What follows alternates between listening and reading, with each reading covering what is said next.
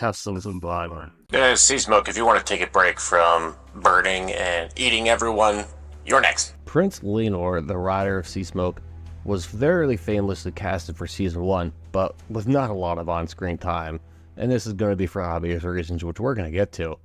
He became the rider of Seasmoke at the age of 15, when he was still and always was the son of King Corlys, the Sea Snake himself, which ironically was one of the few children that we actually do know about.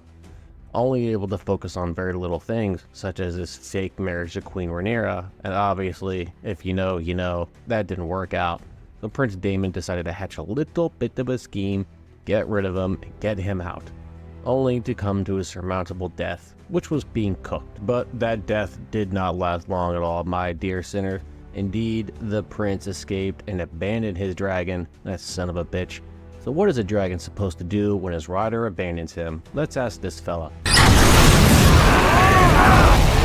Yeah, you may have had some Targaryen blood in you there, Sir Nightingale, but that doesn't mean shit in the grand scheme of things. The dragon has to be able to bond with you, which is why it came to Sir Addam.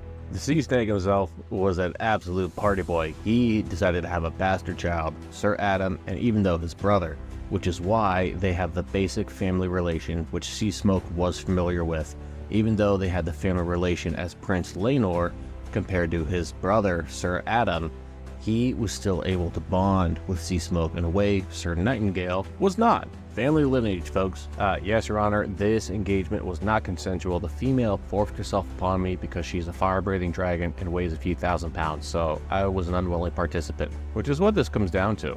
The same blood, the same lineage, the trust.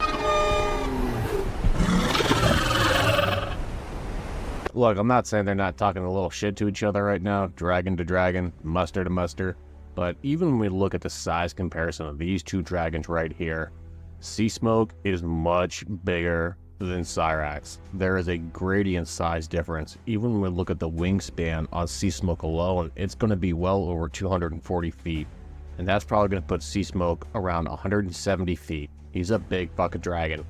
And if the gods call me to greater things, who am I to refuse them? Even she can't really deny that, you know what, hey, this guy's got kind of a point here, even with Queeniness aside, and seeing how your other guy decided to be an asshole and leave you. This dragon needs a rider. You have the same blood, you have the same lineage. I'm not going to turn you into grilled cheese like this guy, but the comparison is there, and the trust is there. Seasmoke made a much better choice. Fuck you, Lenor. Moving on. Seasmoke has had quite the amount of riders, my dear sinners. Seasmoke has also had to choose ones after not being abandoned. Let me know in the comment section below, what did you think of Seasmoke? Did it deserve to be abandoned? What would you do? Until we meet again.